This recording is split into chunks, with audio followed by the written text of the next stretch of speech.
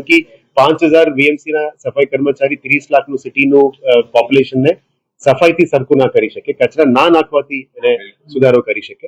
ગયા મહિનામાં આપણા પાસે 7,000ની આજુબાજુ ગ્રીવન્સીસ આવેલી. આમાં 7,500 માંથી લગભગ ક્લોઝ ટુ 7,000 પૂરું થઈ ગયું છે. હવે ગઈકાલના દિવસમાં 240 હતી અને આજના દિવસમાં 400 કમ્પ્લેન્ટ્સ ફરી રિવ્યુ કરી રહ્યા છે. વડોદરા સિટીની અંદર જે જનતા છે એમને સુધી કેવી રીતે પહોંચવી અને એમના દ્વારા કેવી રીતે બિહેવિયરલ ચેન્જ લાવવાની, કચરા કૂડામાં નાખવાનું અને પબ્લિક રોડમાં નાખવાનું નહીં. 40 આપણે જે લેક્સ છે, લેકની આજુબાજુમાં પણ ગંદકી નથી કરવા માટે પણ એમને કેવી રીતે અમે અપીલ કરી શકીએ. એટલે બિહેવિયરલ ચેન્જ માટે આઈસી એક્ટિવિટીઝ શું કરવી છે એની પણ નક્કી કરવામાં આવ્યું.